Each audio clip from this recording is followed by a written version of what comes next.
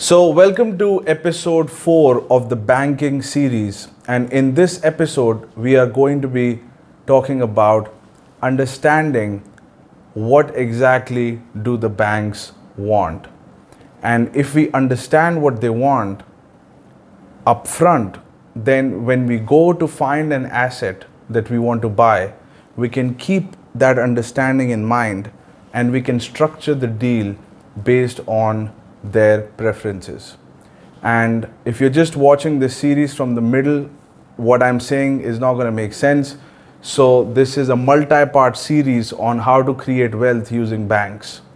So if you haven't watched the first, second and third episode, this episode would not make sense. So if you haven't watched that, I recommend please go and watch those videos first so that you have the full perspective, full picture, and you have a complete understanding of this concept.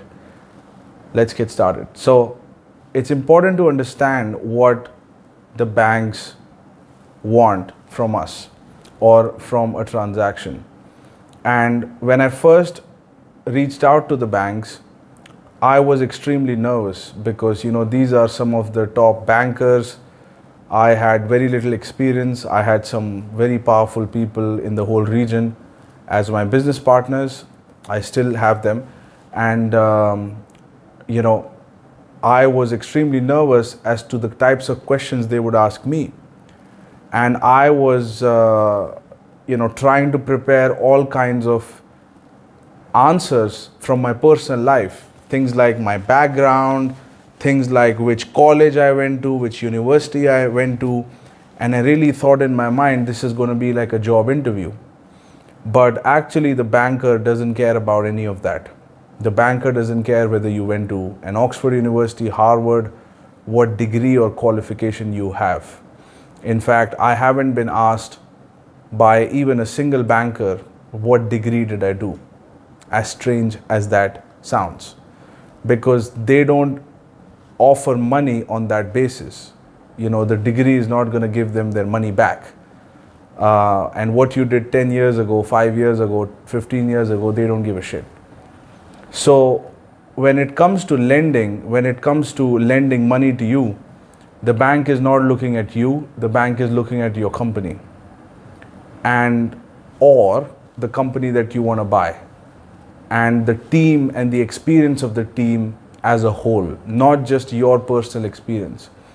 And this is the reason I made one of the videos why qualification and experience is not a mandatory requirement, because you can always find people who are qualified and you can always find people who are experienced on your team. Because when you go for funding, the person lending you the money or giving you the money or investing the money looks at the whole team, that the banks are giving the loan to the company, not to you personally. So it doesn't matter if you didn't have that, Harvard degree or whatever the nonsense that they sold us in school, that if you don't have a degree, you're not going to be successful. That's just not true. In the real world, things are decided based on income statement and balance sheet. So that's a different report card. We'll talk about that. But the bank is interested in understanding who your company is and what deal do you have on the table and how are they going to make money and what is the bonus the banker is going to make, how much money the bank is going to make, and what is the risk they are taking when they give you this financing and how they can limit the risk. They are pretty much interested in this, and they are also interested in assessing risk of the industry that they are lending in. So it's really not a personal conversation where it is about you, and there is no place for there is no rationality to have insecurities, to go into a meeting with your personal insecurities. What do they think about me? What do they think about my background? And how do they assess my experience? All of that doesn't matter in a conversation with a banker. The banker wants as much collateral / cash flow as possible and give out as little loan as possible. And I want to take as little risk as possible and want to make interest. That's what banking is about. So, it's about making money, making interest, making fees, and reducing the risk. That's what it is about. So it's really not a personal discussion. So if a banker says no to you, they're not saying no to you, they're just saying no to the deal and the way it's structured. And you can bring another deal and they will have a different response. So when they say no to you, I know it sounds very simple, but when they say, I heard a lot of no's, and then I started to make it personal, maybe it's about me and my look and my experience and all of that, and it's none of that. It's just the acquisition. And you can bring any other deal and he's gonna look at it with just as much enthusiasm because he doesn't care. Okay. So he wants to see the target that you want to bring. Okay. So when we go to meet them, we don't meet them first time with a deal on the table. It's too soon and we don't understand what they want. So to assume what they want and structure the deal based on an assumption, it's not going to be right. And there are many reasons why you first talk to the banks before you look for the deal, because you want to understand, first of all, who the decision maker is, what is the level of banker, what's their decision making process looks like, what are their lending criterias, and you want as much information as possible so that you can feel a little bit grounded as to your understanding about what they want. So then you can later on negotiate with the seller accordingly. So couple of housekeeping points. When you go to see a banker, you got to dress up in a 3-piece suit with a nice tie, a pocket square. If you have cufflinks, you can wear cufflinks. It just gives an added authority to who you are. And not only about your look, but the venue that you choose to meet the banker has to be pristine. Everything has to showcase success. And it's a very subtle thing, but when the banker meets you, the whole backdrop of the situation, how you look, how you're dressed up, you're making a statement about yourself. You're conveying that you're someone who is serious about success and who is someone who is successful.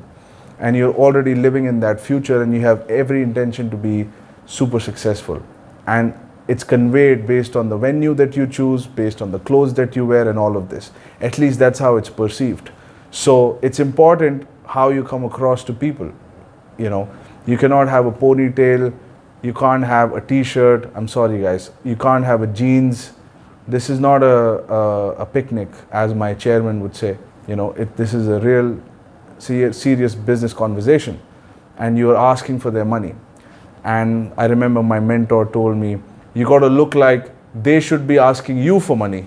That's how you should look like. So that's the get up. And you should also observe how the banker is dressed up. I've seen some pretty, very well dressed bankers, and they tend to be dealing with very high ticket. So they'll have a cufflink, a nice silk tie, a 3-piece suit. They'll be sitting in a nice luxurious office, and that's a top tier banker. That's how he looks like. But most of the bankers don't look that pristine, but the bigger ones do. So look at the clothes and you would assess what the seniority of the person is. Okay. And also observe the voice and their stature in general. If they're too imposing and dominant, you're talking to, most likely you're talking to a decision maker.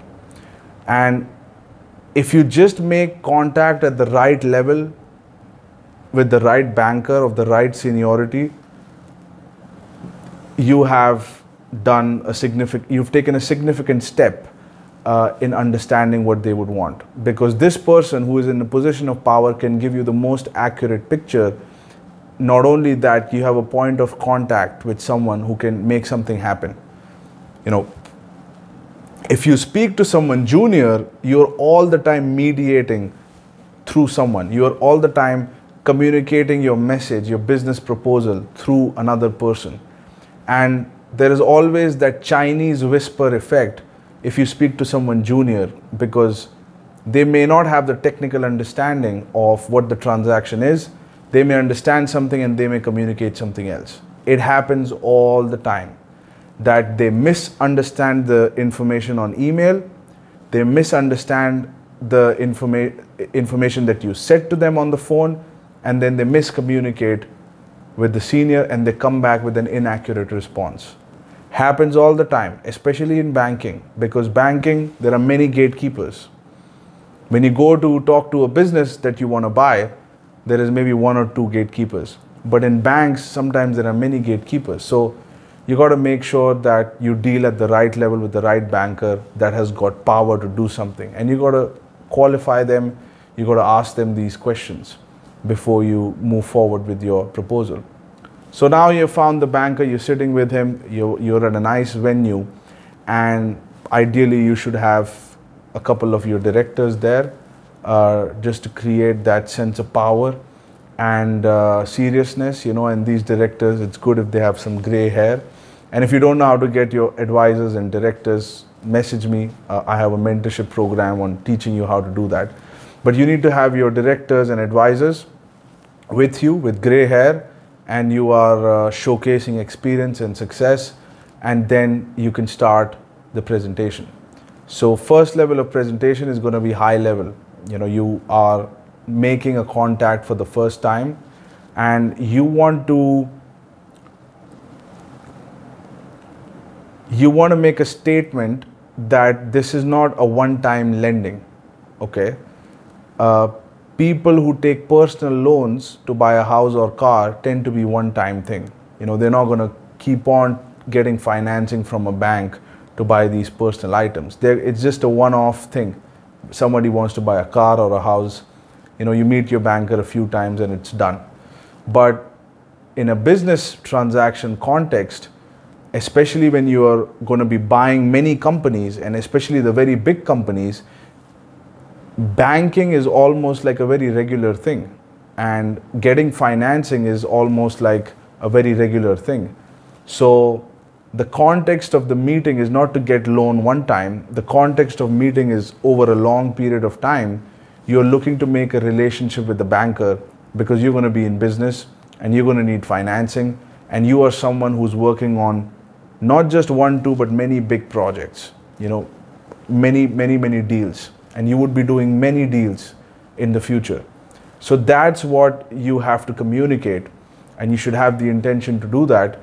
And then the whole conversation is not about one deal. The whole conversation is about a larger vision of a relationship that you and the banker can have.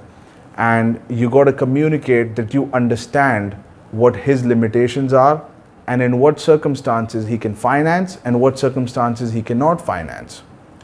And you have to understand how to structure the deal in the bank's favor so that the risk for the banks get reduced and you have rich cash flows so that it's favorable for the bank to give you the money, to lend you the money.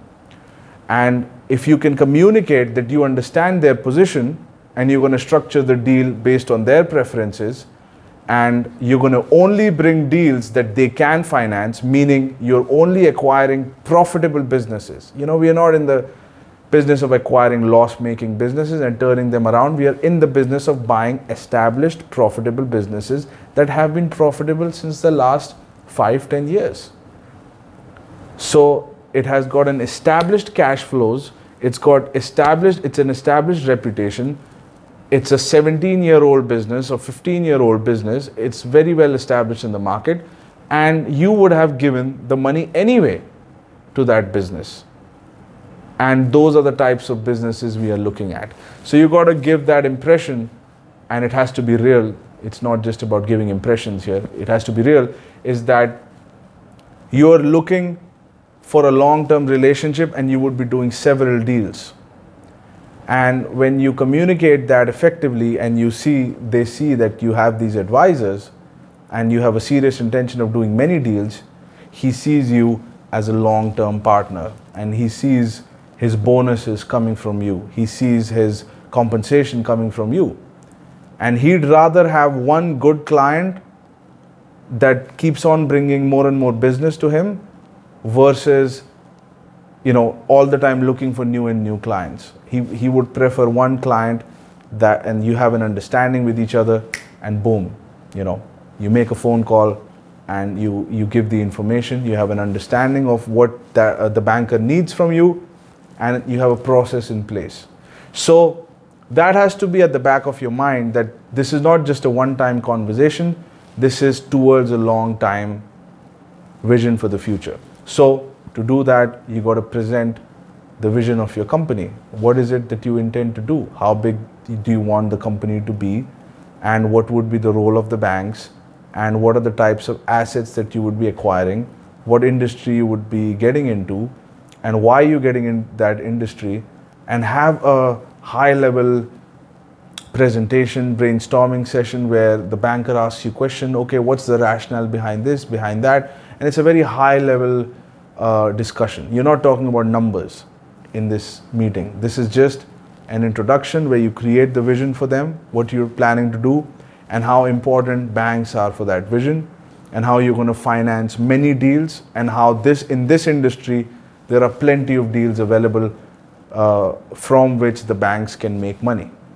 And that's what you're communicating. So you're all the time speaking from their interest. The banks don't give you money because you need it. They don't care about your need. They don't care about your dreams. What they care about is making interest, fees, and getting their principal back and reducing risk. And the banker is interested in making a bonus. So the presentation is structured to communicate that your company, through your company, they are going to be accomplished that goal, and you have plenty of advisors to validate and structure the transaction in a way that they make money. And you make money, of course, but it's really, when you communicate to them, you got to speak from their interest. And your interest is really aligned here. So the intention is to introduce yourself, one, and second is understanding what their lending criteria is. And you got to tell them up front, listen, we are going to be looking at acquisition candidates. We are going to be looking at multi-million-dollar deals. But before we did that, we wanted to establish contact. We wanted to share the vision, set up an introduction towards a long-term partnership. We are looking for long-term strategic financial partners. And we wanted to share this vision with you, and we want to also understand what are the deal terms, or what are the structure of a deal that's favorable to you? What are the financial ratios that are favorable to you? So you need to understand, and do you lend in our sector, our industry that we are getting into? Do you lend in that industry? You would be surprised, a lot of the banks have banned certain industries. They don't invest in those industries. They don't make any loans in that industry, or maybe on a very exceptional basis, but generally they don't make loans on certain industries. They have like a ban on them. Maybe they had a bad experience with them and they don't want to make any loan in that industry. So you got to know that up front, whether the industry you are going into, is it banned in that bank or not. I remember there was one bank, it was an Islamic bank, and they said, we don't finance cosmetic clinics. I said, why not? And they said, because it's against our culture and tradition, or all of that. So it was a very culturally sensitive bank, so they don't finance cosmetic clinics. So I'm not going to present a cosmetic clinic to that bank. So I have that information. So first level of assessment is going to be at the level of industry. Then it's going to be on the business model, which is buying businesses. You would have communicated that. And then the next would be the type of company, the deal size. So you could ask, okay, what's the deal size that you can finance? What do I got to do to finance a $1 million deal, $5 million deal, $10 million deal, $20 million deal, $50 million deal? Which department do I have to go to for each of these levels? What is the decision-making process for each of these levels? And how is the decision taken in your bank? So what you're really doing is you're qualifying them, because you want to understand how their internal process works, so that you can expect you know, you can expect how much time you would be spending and what would be the procedure like to go through them to get funding. And you can factor in the time it would take to get funding. And you can also ask them, how much time does it take if we start a discussion for us to conclude? What are the documents you would need, and what are the financial ratios? You know, how much cash flow do you need? What are the profit margins of the business that you want? Operationally, is there anything specific that you don't like, or is there something specific you do like? What type of transaction sizes do you like? So for example, I went to a banker and I asked him, you know, your department, how much financing can you give? He said, we can do between $1 to $10 million. And I said, okay, so which one do you prefer, 1 or 10 million? He says the approval process for a $1 million loan and a $10 million loan is exactly the same. It goes to the same department, the same credit committee, it's the same documents and everything. So I was like, wow. And he said, we would rather you do a $10 million deal than a $1 million deal. I said, why is that? Isn't $10 million, you're giving more money out? Does that mean you're taking more risk? And he said, no. The $10 million deal is actually less risky than a $1 million deal, because a $1 million business is dependent on few people, and a $10 million business is well spread out, and it has a more powerful infrastructure. It has a very strong reputation, and that's the reason that business has become that big. So larger businesses tend to be more stable, and we prefer larger businesses versus smaller businesses. That's what he told me. But the real truth is, what I know, is that their bonuses are linked with the transaction size. So the bigger you do the deal, the bigger the bonus. And it takes the same amount of time to do a $1 million deal versus $10 million deal, and they make more money in the same amount of time if they finance a $10 million deal. So really, they have an incentive to do a bigger deal. You know, when we were children and we would go to our parents asking for money, the more you ask, the harder it is to get the money. But with the banks, it's opposite. The bigger the transaction size, the more interest they have to finance it, because they make money by lending money.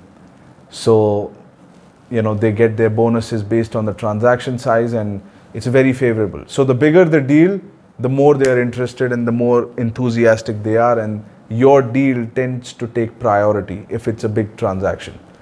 So if a banker has a $1 million deal or a $10 million deal, he's most likely going to pay more attention to this one and try to push this one forward, because A, it tends to have low risk, B, it tends to have high bonuses and high interest. Not high interest in terms of percentage, but larger amount of interest that the bank makes.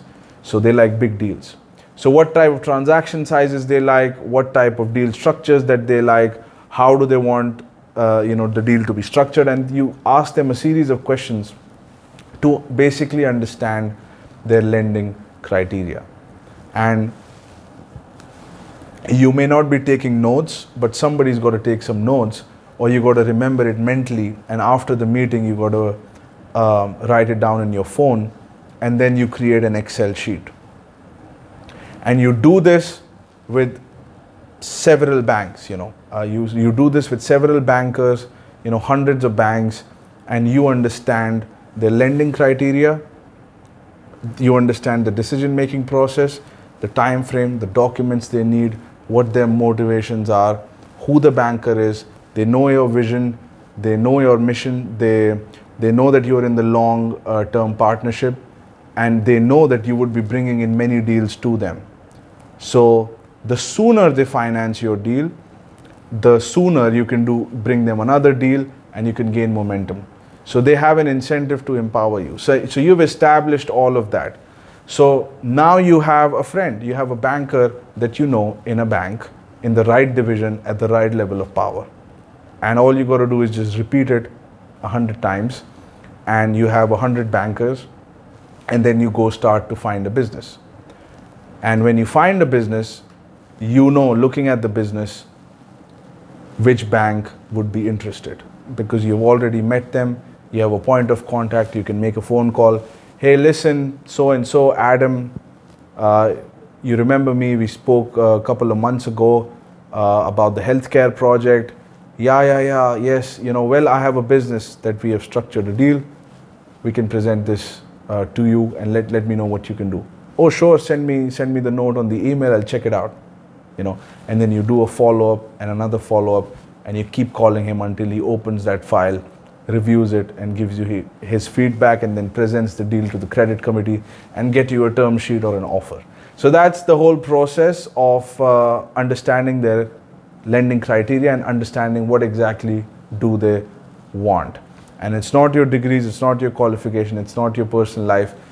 He's interested in the transaction.